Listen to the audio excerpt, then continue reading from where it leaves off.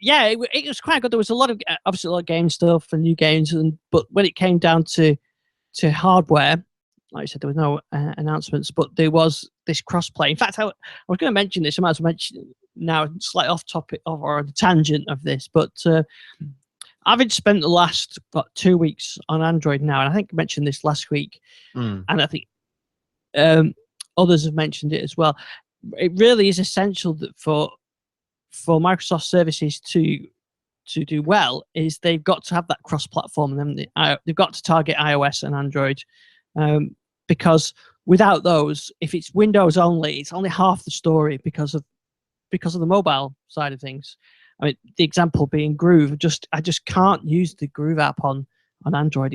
It's rubbish, and it's a real shame because the version on Windows 10 Mobile is actually excellent. But it looks like, I know I mentioned this last week, I'll sort of ditch the Groove service and I'll have all my music in OneDrive. I'll continue doing that, and like I said last week, I have that synced with my Google Music offline sort of account as well. But yeah, the client's not good enough. So for Microsoft for the Xbox app to be successful, they do have to make it work as well on Android and iOS. Yeah, I mean the Google, the Groove app does kind of buck the trend, because there is a growing unhappiness amongst Microsoft followers like ourselves that apps seem to be best on iOS and Android first, and actually the Groove app's the one kind of complete U-turn on that. So hopefully it is coming. But yeah, I mean certainly the Xbox app is definitely going to be on par with the Windows 10 version. I think it might have been Tom Warren on The Verge was saying, actually, I'm sure we'll come on to talk about the new Xbox hardware, but the new Xbox controller, which is no longer called an Xbox One controller, it's now just Xbox controller, Xbox Wireless, includes support for Bluetooth, which means you won't need the Windows 10 adapter. But it also means that potentially these controllers could work with iOS and Android devices. So again, that kind of hints that maybe future game streaming could be coming. I mean, that'd be a great offering. That play again your Xbox and then carry on your phone with the same controller and carry on with your iPad. Yes, you've got that latency, and we've still got the issue with the Xbox can't do anything else while you're doing that. But still, it's a great.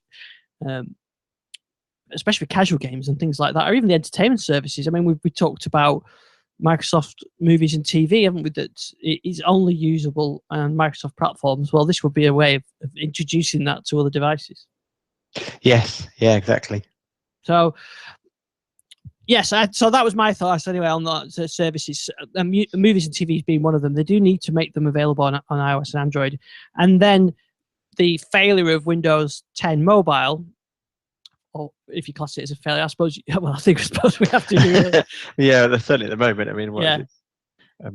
Very tiny market share. But even if it returns, it's those services that you run on it that really make the difference. And I'm running on that Nexus. It's got Android on there, but I use Outlook as my main mail client. I use OneDrive for storing my photos on.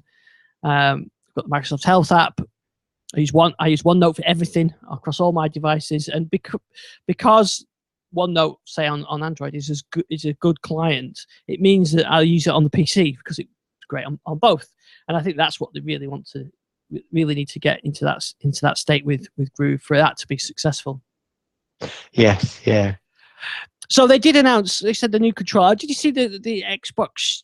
Is it called Studio or something, where you can design your own controller as well? That looked quite interesting.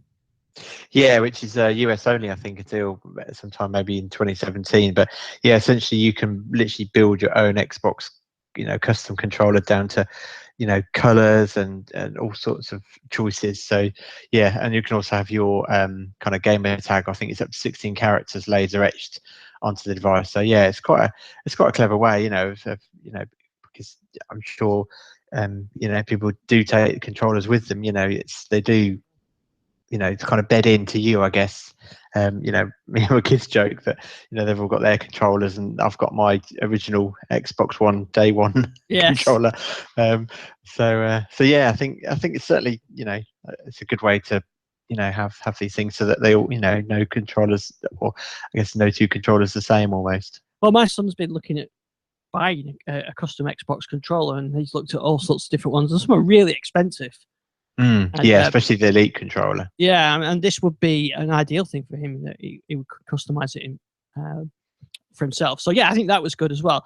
But the main thing, I suppose, of interest for listeners who are looking, especially at using the Xbox in some kind of media capacity, is the Xbox One S. Yes, which I think was rumored for quite some time, and I think it was a natural evolution, wasn't it? You know, we had the Xbox 360 original one, which was obviously suffered from the Red Ring of Death. Yep, the white one. I think then was it the Jupiter one, I think, or Juniper, that fixed those issues, and then we had the Xbox Slim, and I think there was even really an Xbox 360 Slimmer, wasn't there? I think finally. Yeah. So yeah, I think it was natural that the Xbox One would get a slimmer down version. I think it is significantly smaller. I certainly hope there isn't going to be any knock-on effect with heat, but although this is Microsoft, they don't tend to make the same mistakes twice.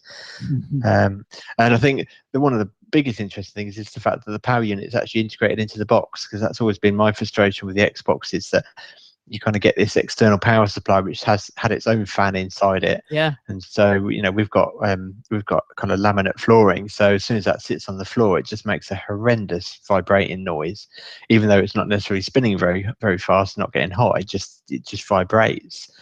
So yeah, I think it's good that that's finally integrated into the actual Xbox. Yeah, definitely. And at first, when you see the first pictures, it doesn't really look that much smaller, but it's when you see it with the controller, then you realize how much smaller it actually is. Yeah, and I think Major Nelson tweeted a GIF of an animated GIF of an actual Xbox One original shell casing sitting on top and then lifting it off. And then, yeah, like you say, you do realize just how small it is. And I think there is some hardware tweaks as well. So it supports 4K streaming, which seems to be different. It's not 4K gaming, it's 4K streaming, but it's slightly more powerful. So whether or not it will be able to get those frame rates up compared to the original Xbox One. I have seen a few people saying it would do, where the original one hasn't been able to. This one will be. Yeah. The 4K stuff is for Ultra Blu-rays and Netflix. Yes, yeah, and also supports the HDR, the high dynamic range, which the 4K TV sets tend to have. So, and I think we talked about this a few weeks ago, that, you know, it isn't going to be a second-class citizen. If you've got original Xbox One, the games will run, and, you know, they might look a bit different, but the actual games themselves will essentially be the same. Although I was thinking about this, so while I think it seems that Xbox has done the right thing, and I'm sure PlayStation will as well, that it's not going to be a case of kids kind of wanting to upgrade their consoles because someone else has got, because there's something bigger and better. But I would have thought with the extra processing power, there must be some latency advantages in terms of networking. So I think there must be some advantage, but in terms of, there aren't going to be Xbox One S branded games and Xbox One branded games. It will just be the same game. Yeah, and the prices seemed fairly good as well. What was it? The 500 gig one starts at $249. Yes, yeah, going up to, I think is it $349 or $379 for the limited edition 2 terabyte one. Which, yeah, it's a shame really that it's limited edition, because I think, you know, we've got our Xboxes have got, you know, external hard drives hanging off them, just trying to make enough room for the games. I think 2 terabytes really ought to be the standard, or at least have it user upgradable, which I don't believe was mentioned again, that you can swap out the hard drives. But I think the other major significant hardware difference is the fact that there won't be a Kinect port.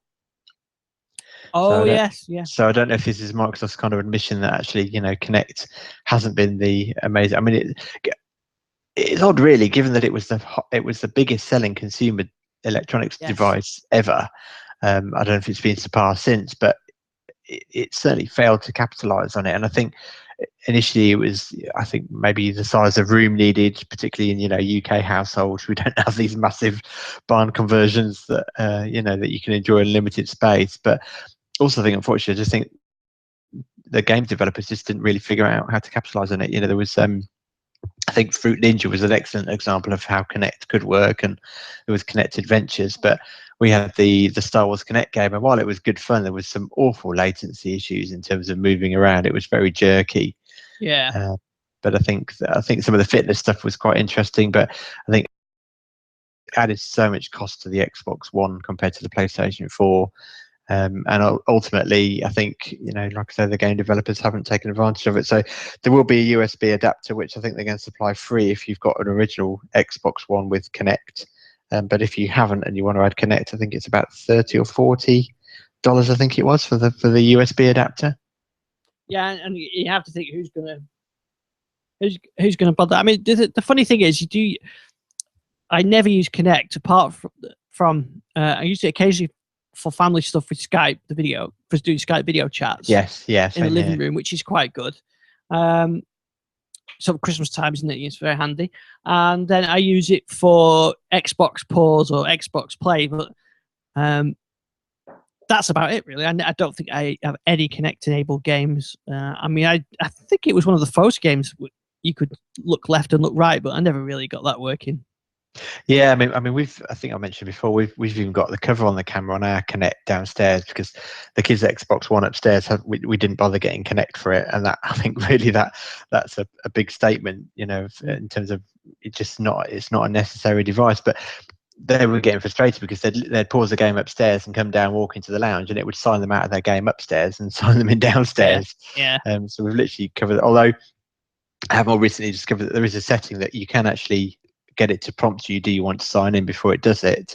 But then if you're going to do that, then you might as well just sign in. The boys are so quick at moving around the interface that they can sign in far quicker that way than being interrupted with Kinect saying, "Are you sure you want to sign in?"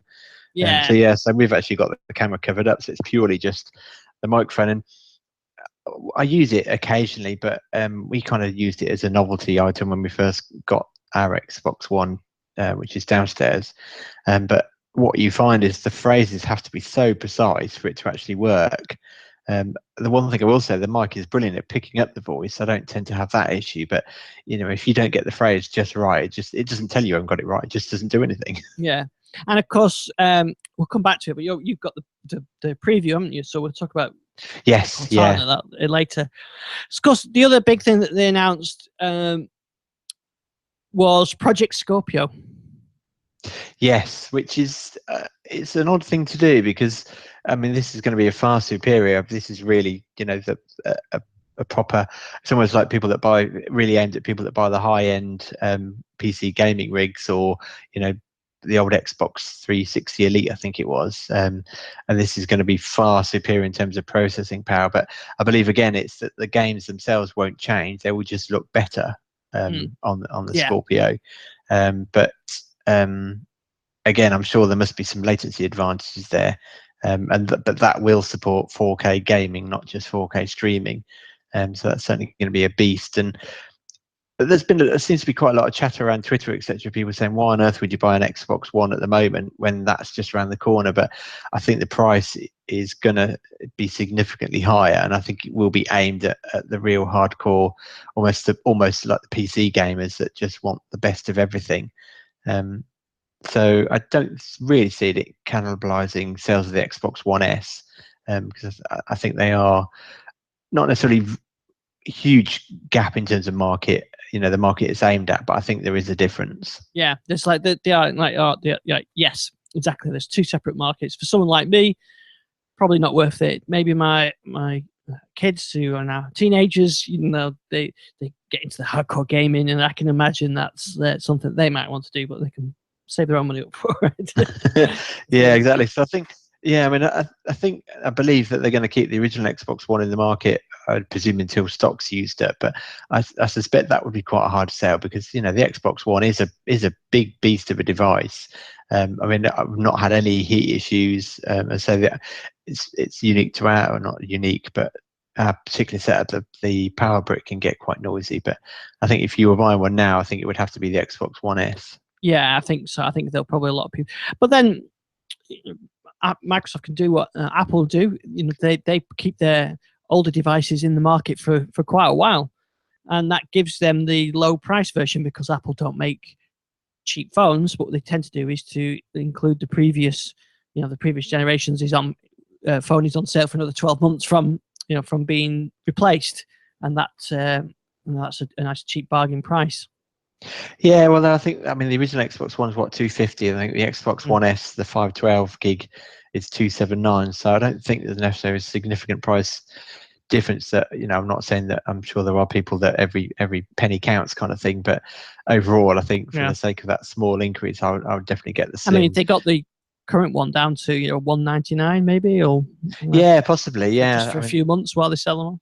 Yes, yeah, I mean that would certainly help to boost sales, but yeah, I think it's a smart move though, discussing Project Scorpio now, and the way that they're doing it with the compatibility, because I mean, what was happening in the past is that the next generation console is kept tightly under wraps until it's ready, and then it's released. But this isn't. I don't think this will put the Scorpio device will put people off. If you're going to want one of those, you'll get one. Yes. You've already got one, so you've already got an Xbox, or you will be buying one anyway. So I can imagine. I don't think it'll make that much difference, but having it out there, then developers and gamers know that these high-end ones are coming, this high-end device is coming, and stick with the platform. Yes. The other thing they mentioned, and I don't know quite what that meant though, is high fidelity virtual reality. And I don't know if that meant actually VR as in VR goggles, or just as in good high quality gaming. Yeah, I think. I mean, I know PlayStation developing their own VR headsets to work with the PlayStation 4, and they will have their own new version of the PlayStation 4, kind of 4.5 coming out. But I think Microsoft in this case are looking like they're going to probably be doing what they do best, which is partnering with other people and providing a platform that will support their VR solutions, which I think is quite a good way of doing it. Obviously, at the same time, Microsoft's got their HoloLens prototypes that are out in developers' hands at the moment. Whether or not there will be some integration with that, maybe a cheaper HoloLens that doesn't have the actual processing power built into the headset, but actually just streams it from the Xbox One. Yeah, that's an interesting option. I did see one interesting sort of speculation saying that perhaps Microsoft may even open up the Xbox to OEMs to build their own Xbox devices. Yeah, I think Josh Pollard was talking about that, wasn't he? That the Xbox could just become a PC reference design. But I mean, certainly that's an interesting idea, and I could certainly say, I mean, there are some really expensive high-end gaming PCs and laptops. The thing that would make me question that as an option would be, I'm not sure how OEMs would had their own value in terms of differentiating theirs from someone else's, because you would still need somebody to be able to walk into a game and buy an Xbox One game or an Xbox game and it played regardless of the hardware. Yeah. Now, I guess there are, they could differentiate in the way that the Xbox One S and the Xbox Scorpio will. But yeah, I'm not quite sure where OEMs could really add any kind of unique selling point to their particular rig. But having said that, obviously, they could have integration with their own, I guess, VR technologies. So it certainly would be interesting. I mean, certainly, the Xbox One essentially is just a PC. That all the components are PC based. It would certainly help Microsoft get out of that hardware manufacturing process if they wanted to. But my draw to the reason why I switched from PCs to consoles was that I liked the fact that there was just, you knew what you were buying.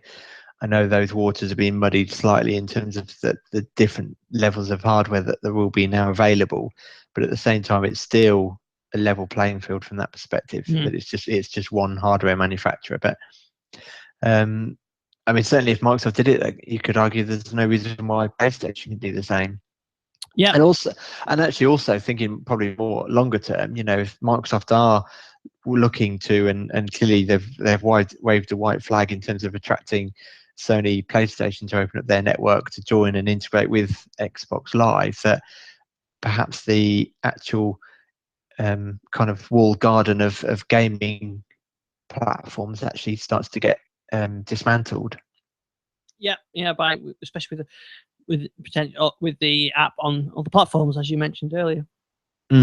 Yeah, because the other thing which we didn't discuss was with the updated Xbox One app, which I think is currently just in the beta app, but they're integrating it with, I think it was 100 of the kind of Win32 games, so that actually, while it won't integrate with Xbox Live, it will show that to your friends that you're playing, might be on Steam, but you're playing a game currently that they could then hop on and play multiplayer with you and use the Xbox app to provide the party chat. So from that perspective, I think the lines are already getting quite blurred in terms of what is Xbox in quotes and what is just gaming. I mean, Microsoft have got a long pedigree of PC gaming, and I know there were times where people kind of became disillusioned with what Microsoft were doing with the kind of Vista era time frame. But I think Windows 10 has done a lot to reverse that. And I know Steam have said, I think, is it 50% of Steam users are on Windows 10 now, I think.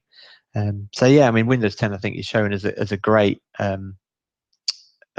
gaming platform, not to mention the fact that you can stream from an Xbox One if you have one. Yeah, absolutely. Well, so the new Xbox goes on sale in September, isn't it? I think, or it's available in September, and you can pre-order now. Yes, yeah, you can. As I say, the 2 terabyte model will be a limited edition. I quite like the white. I kind of wish the original Xbox One. And I know they did some limited editions. I think there was a Titanfall one, wasn't there, that was white. But yeah, there's just something about white. It looks really crisp and clean. So the other news this week we talked about was builds of Windows 10 as we get closer and closer to the anniversary.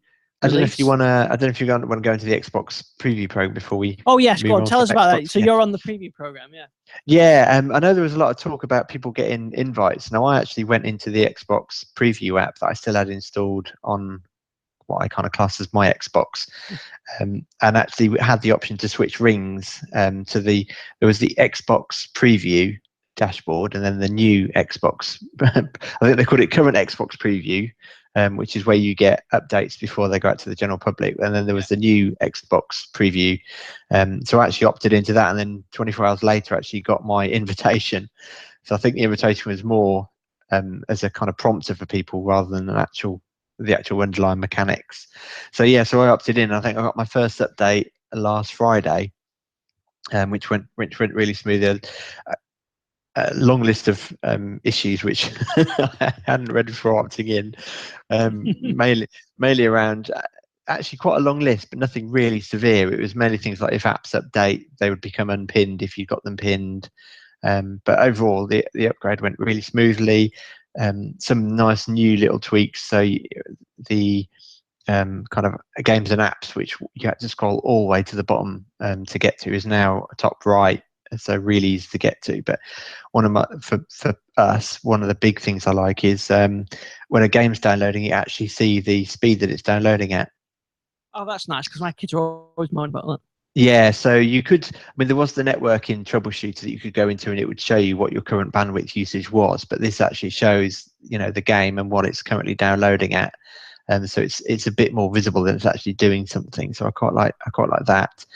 You can now change one of the things with the Xbox One dashboard as it is now that the view of games, the tiles are quite big, whereas now you can adjust between large, medium, and small, so you can see a lot more of your library. And they've also now got a dedicated waiting to install section rather than it just hanging off the right-hand side of games. But yeah, Cortana is an interesting one. There's a long list of issues about Cortana not functioning properly, and I always, me, and I always got an open mind in terms of, these are beta early preview programs, but it does surprise me how unfinished Cortana is on Xbox One. So it's not just that there are issues. Really, the long list is just features that aren't yet available. And I was trying out, kind of saying, "Hey Cortana," and up she pops listening, but then just carry on playing the listening sound. Right. Sorry, the searching sound. Yeah. And also when I was speaking, it would actually include "Hey Cortana" in my text in the speech to text translation.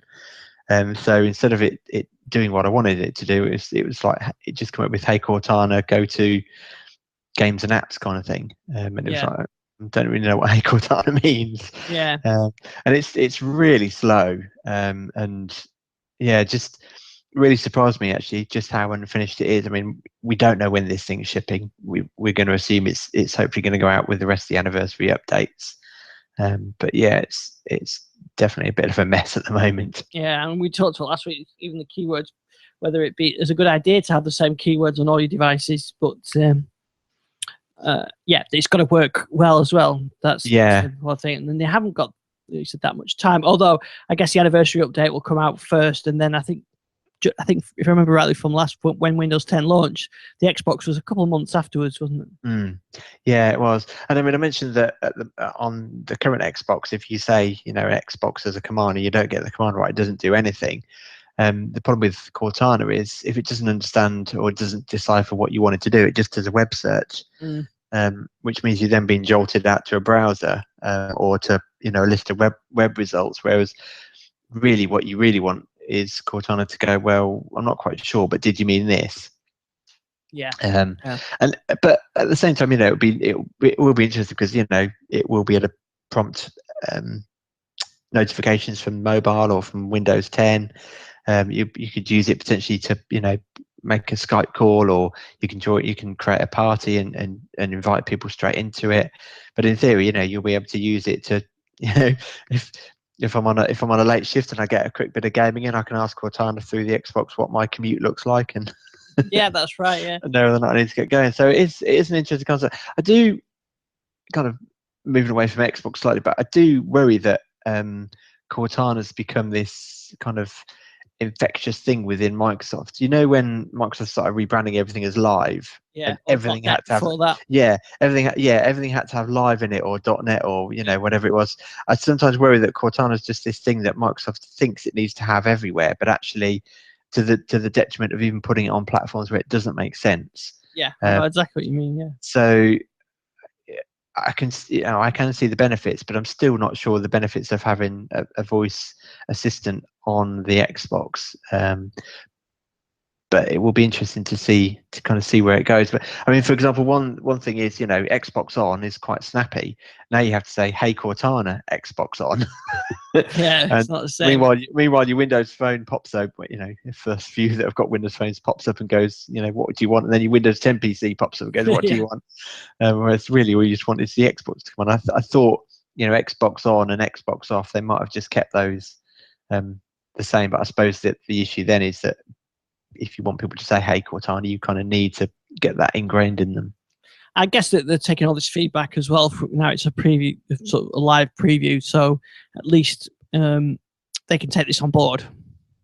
Yes, yeah. I mean, certainly, eventually the Xbox preview program is going to morph into an Xbox Insiders, just the same kind of group as the Windows Insiders. So, and we've seen how the feedback matters. I know one of the things that they announced at the E3 was that background music's coming, which is a long requested feature. The one thing I've seen, actually, just going back to E3 a moment, is a lot of people I've seen people saying that Microsoft's kind of made the same mistake they did with the original Xbox launch, and I worry if they have in a way. I mean, there was a long list of games announced, but they did kind of really talk about Xbox as a platform rather than Xbox as a pure gaming. But I suspect by now the people that have made their choice will have already made their choice, and I think it's not necessarily the same battle anymore. Yeah, I know what you mean. Yeah, but yeah, no, overall pleased with the preview. It's working well. I've had a number of updates. I think I'd say installed the first one Friday, had another one on Sunday. I think there's been another one since. But yeah, it's working really well. Well, mine's staying off for now, anyway. Yeah, actually, one thing, if somebody is in two minds whether or not to opt in, one of the current issues is if you purchase something, because the Xbox One new experience has got the new combined Windows store. There is a risk that if you buy something on an Xbox One with the preview installed, that item won't show as available on a Xbox running the current dashboard. You will still purchase it, you will still own it, and as this thing evolves and launches and rolls out, I think it's understandable, obviously, with essentially our two separate stores, so you can understand where that disconnect might be. But so if you got two Xboxes and you opt one in, just make sure you buy your content through the one that's not in the preview program.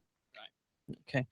So, talking of preview program, as I mentioned before, we have new Windows builds, new Windows 10 builds. So, since we last recorded, we've actually do we count these as 4 builds? I guess we do, because Of course we do, if you want to win. Because we're going to beat Gary, yeah. So I count these as 4. And certainly as this week's builds, there were different build numbers. So last week we got 14361 for PC and mobile. And then we got 14364 and for mobile and 366 for PC. So let's start with last week. So did you install last week's builds? I did, yes. They were working really well. I still got this odd Bluetooth issue, but like I say, I think that's just my setup. I had my 930 reboot a number of times and kind of lock up, but overall it was pretty stable. So yes, I go and no battery heat issues, which is relieved about. Yeah, I found no major issues with this. I got this on the PC. I had this on PC and my 950. Cortana works again. Yes, although she won't read out text messages over Bluetooth. That was broken, that build, which wasn't called out as a known issue, I thought. No, but it's now. Well, we'll come back to that. Yeah. So I think the thing was LastPass extension. That was the main one. Windows Inking improvements. A couple of new icons. I mean, it's really all bug fixes, isn't it? To at this stage. Yes, I mean, obviously, one major change that we can't ignore is that Hyper-V got a new icon. Yeah, that's right. Yeah, and they fixed the tweeting Netflix keyboard navigation issue.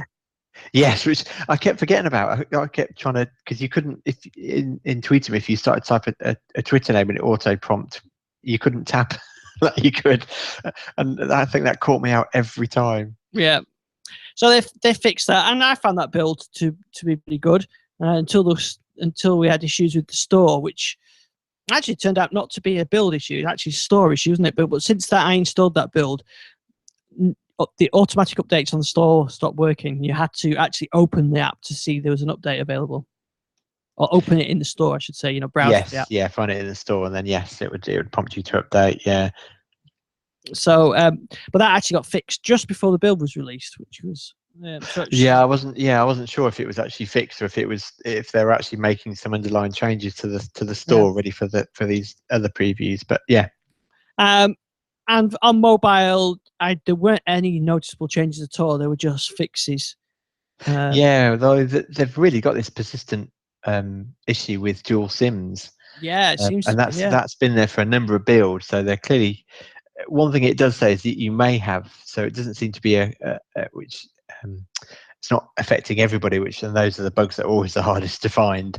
But yeah, it's certainly persisting across these preview builds. Yeah, and I think deploying apps from Visual Studio 2015 Update 2 is also an issue on both builds. The one thing I have noticed, at least on my 930, that the updates, the builds are actually, they seem to be getting not necessarily smaller, but it doesn't seem to be the whole build anymore. It seems to download a lot quicker and also install a lot quicker. I think because when I think the previous Windows 10 builds, it was literally the whole kind of, I know it's a mobile operating thing, it was like 2-3 gig downloading, whereas it seems to be a lot quicker now. Yeah, definitely on the phone, I've noticed that. I do have a problem with my Encore 8 just corrupting the build as well, the download, and I have to go and delete the software deployment folder. It's almost every time now, so right. There's obviously something in there that needs clearing out, but it's working for now. So anyway, those were installed last week, and then yesterday we had the 14366 and 14364. So, like you said, for the phone, that was really quick to install. Actually, that 14364. The PC version, probably a bit of a bigger download, but not a huge amount of changes in that. There's a new Office extension. Have you tried that? I haven't. Yeah, I did see that. So that's an actual extension for Edge, which essentially allows the Office apps to run within the browser. Yeah, I mean, but kind of more quick access. Maybe. I'm not quite sure that the whole deal on that, because I tried it and it was exactly the same experience. The browser side of it was the same experience. The main difference is you get a little icon in the toolbar with an Office Online, which you sign in through your Microsoft account, and then it shows you your recent documents, and you've got a new button to create new documents. So For example, I've got the latest blog post that I saved to my OneDrive is there, and I can just click on it and it'll open it. And then it opens it in the browser. The browser side, I think, that Office Online has always been, it's been out for a few years, isn't it now? Yeah. But I think it's just now it's integrated within the browser with the signing window and everything else. So it looks quite good, actually. I'd certainly, think if you got stuck, you could definitely do that at a push. It's not a real, it works quite well, but it's no match for the full-featured Office. But it's not too bad. Yes. Yeah. Yeah. And that's available. I think that was the main change. The other thing which is I find a little odd is the store's changed. Have you seen that? Have you been in the store since it was updated? I haven't. No, not that I've noticed anything significant. I tend to stores not to me. I tend to use very often, other than to go in and actually get updates. It's changed quite a lot. Do you remember? I think it was the previous build where you had that information showing which build it was compatible with. Yeah. Which release it worked with, whether I think at the time I think a lot of people said it looked a bit cluttered and perhaps it was there for diagnostic purposes rather than being designed for end users. Now I was just about to say, that screenshots weren't working because they weren't when I recorded the video this morning, but they're there now. I've just had a look. Yes, yeah, I was just looking, and also also game clips as well. So it looks like they've done some updating in the background on that. Yes, yeah. I mean it's kind of double personality, isn't it? The store app. You've obviously got the actual app that runs local, but I think some of the content is remotely kind of generated, so they can move things around as they want to. Yeah, exactly. I've just looked at the store, and definitely screenshots are now there, and it says available on PC. So they've definitely populated some of that today. Yeah, well, one of the odd things is actually saying when it says available on PC, mobile, and HoloLens. Yeah, in fact, the system requirements is back. Yes, yeah, I can see that. Yeah, yeah. So that's changed from me recording the video this morning, and I did check to make sure it wasn't just my machine. I rebooted and tried on another network connection just to make sure. So obviously applied those changes throughout the day. So it actually looks a lot better than it did this morning, which I'm not doing another build video though. No, exactly. There's a lot. Go on. I was just going to say the other thing that I noticed was a slight experience change on Cortana. So whereas now, if you've got Cortana pinned as a tile, if you tap that, open that, you get your notebook. But if you actually just tap search, so on your phone, just the little magnifying glass, or on Windows 10 desktop, the Cortana icon on the taskbar, she opens up, expecting a search, and you can click to get to your notebook. But essentially, you've clicked search, so it gives you a more search optimized UI. Yeah, I know what you mean. Yeah. I think that's probably okay. That's okay. And the hints and tips are good for new users anyway. Yeah. The other thing I noticed today actually is that Cortana won't work on the lock screen if you've got the what's it called? I need to check. Spotlight. Yeah, Spotlight, which seems a bit of a shame because I really like the Spotlight. Yeah, I do. Yeah, but I changed one of my devices to the picture and put Cortana on the lock screen. It still didn't work, but maybe it just takes a while for it to update and for that to come on. Yeah, again, that might also be because we've had this before, haven't we, where it wasn't there and then then suddenly appeared. Yeah, I mean, there's a lot of fixes including this one. I think French language is back now. Yes, I think there's quite a few insiders calling for that one. Yeah, like I said, there's a whole lot of fixes which I'll include links in the show notes. The known issues is nice and small now, though. Yeah, it's certainly getting smaller. I think we're certainly getting there. I don't know if we include all these builds, whether or not Gary's already knocked out the competition. But yeah, and then I have to add those up. But yeah, the three issues were the desktop converter preview app Project Centennial doesn't work. There's a download link issue with Edge, and the narrator doesn't always doesn't launch when you click on it. Yeah, it's very small. Yeah, so that's down to 3 issues now, which is pretty good. Although, as we've discussed, not every issue makes that list, which is a bit frustrating. Yeah, it can be. And the other thing I've noticed, which I guess it's all part of testing, but I've noticed that those posts get updated over time, and if you don't remember to keep going back, Yeah. You can get some issues that kind of, as I guess insiders feedback, gets added to the list. And then you kind of happen to visit and you go, actually, yeah, I've been struggling with that. And the other big thing with this new build is the bug jam for Yeah. June. Yeah, so this is really getting rid of those bugs, isn't it, before the public release? Yes, there's quite a lot actually. I'm just looking at there. There's a lot of crests, as they call them. Yeah.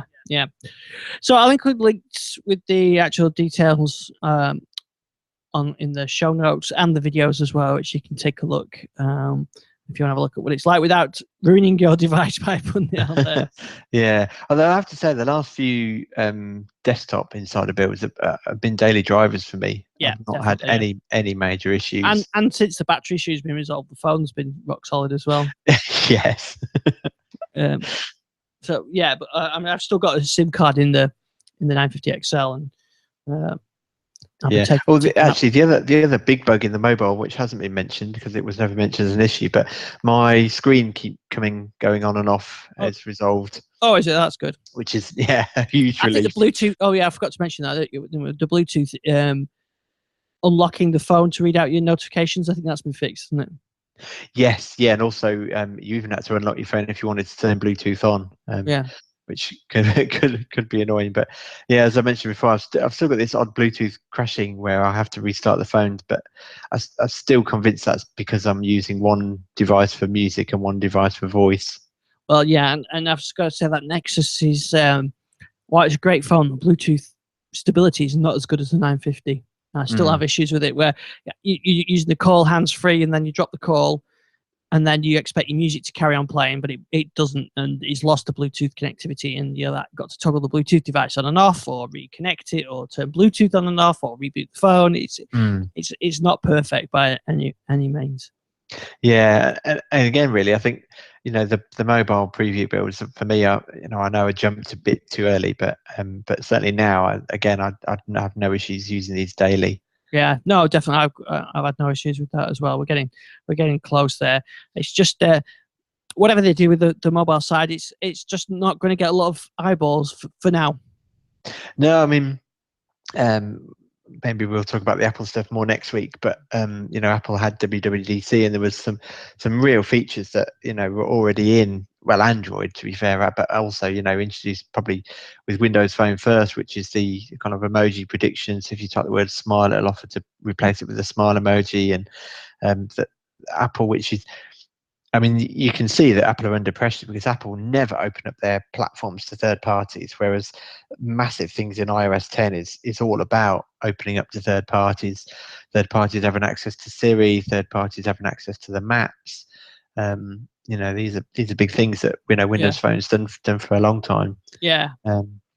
Yes, maybe we'll talk about that because Gary can join us on that. Yes, yeah, but yeah, I think Windows 10 Mobile is definitely get us an operating system, but it is going to be interesting to see where it goes. I'm hoping, I think was it Bar Bowman might have been talking about this, that the restrictions on hardware have been relaxed, so you can now put Windows 10 Mobile onto smaller tablets, and that's something that I would certainly be interested in. But that still comes back to the fact that if you go down that road, then you're being limited by apps, whereas if you go Windows 10 desktop, you can obviously install, if you need a Spotify desktop app, you just install the desktop app. Yeah, that's true. One of the things, we've run out of time, but one of the things I have been using, it was Android Pay this week. This weekend particularly, and it works really well. I mean, we already have contactless payment in the UK that's quite easy to use anyway, but it is handy with your phone. It's usually the device you've always got, something you've always got carrying with you, and with the 6P, you can lock it with your fingerprint and just tap and pay, and it works fine. And if it's over £30, you can just enter your PIN or something like that. So yeah, I saw Daniel Rubino on Windows Central. He's got access to Microsoft's Tap to Pay app, which seems to work on the 950s. Yeah. And so it's obviously coming, but it's a shame that it's just it was announced for Windows Phone 8, wasn't it? And it was the fact that this chip was built into the device, and but it's never come. And of course, I think I read as well that it's US only, certainly in the beginning. Yeah, I mean, it's difficult to say for certain, isn't it? Because it's not a proper preview. These have been side-loaded onto devices. But I've also been contemplating what I'll do in terms of kind of jumping ship, and I am getting to that point where I think I might, next time I replace my phone, I've decided the 950 is probably not worth it in terms of me purchasing it, but I think I would give Windows Phone one more generation, but I think I would need tap to pay to make me stick at the moment. Yeah, I mean, it works so well. Yeah, exactly. Yeah, it's just a convenient. I've always got my phone with me, and being able to just tap to pay and not have to get my wallet out and a card out, which I know it's kind of first world problems, but you never get the card out, can you, when you need it? Yeah, that's it. Yeah, it's but I mean, it's the fact that they support loyalty cards and all sorts, and I think it's just so convenient, especially with Apple Pay, because of the additional authentication. You can even use it for over £30. So yeah, definitely. I've been trying it, and it works quite well. And it doesn't have to say supports Android Pay. I think it just works on any of the contactless ones, and quite a lot do now. So yeah, I was quite pleased with myself with that. But I know it's been around for a while. But yeah, it's the first time I could try it. When I can use my Surface, when I can tap to pay with my Surface Pro 3, then. Yeah, I tell you what. First, I know that I'm a bit behind on this, but I was playing with the iPad Pro over the weekend. It's the first time I had a chance to really have a go at it. It's huge, and I know it's roughly the same as the Surface Pro, but it looks massive because I've got an iPad Mini, so it looks giant. But it looks. It's a nice device, but I was just used to seeing my iPad Mini, and this thing is the size of a Surface, which which I didn't expect, but it looks quite good. Oh, sorry. One thing we didn't mention actually with going back to E3 with the Xbox, did you see that with Forza Horizon 3 they're going to tie it into Groove Music? Oh, I didn't know. I know that the game's. We keep saying that US that what's Groove's USP in terms of the family plan, etc. But so Forza Horizon is kind of this open world racing game, essentially from the Forza series. But it's always been that kind of that racing scene that has different kinds of music and drum and bass and rap and everything, and that's no different with Forza Horizon 3. But now you'll actually be able to, if you've got a Groove Music pass, you'll be able to play your own music in the game. Oh, that's a lot. Hopefully, give that a try. Well, I've still got the pass. Yeah, exactly. Yeah, I think I mean certainly something like that is quite a having that option built into games that gives Groove that unique service. Yeah. Well, we'll have a look at that. And just to give a final just our Pebble 2 update now. Still climbing. Yeah, still climbing. So we're going to hand over to Gary now with his interview. We're back next Tuesday. I'll be back taking my various phones with me, so we'll see how they perform. I'll pictures on both devices, the Nexus 6P and the 950 XL, so we'll see which one does the best. And of course, I'll be using my 630 as an FM radio as well to pick up the commentary, something I won't be able to do with my Android phone. So yeah, we'll be back next Tuesday evening, hopefully Gary as well. So where can we find you, Jason? Oh, sorry, yawning. You can find me at Database Jace on Twitter. Excellent stuff. So thanks for joining us. Over to Gary now, and we'll see you next week. Yeah, see you next week. Excellent, good stuff. Right.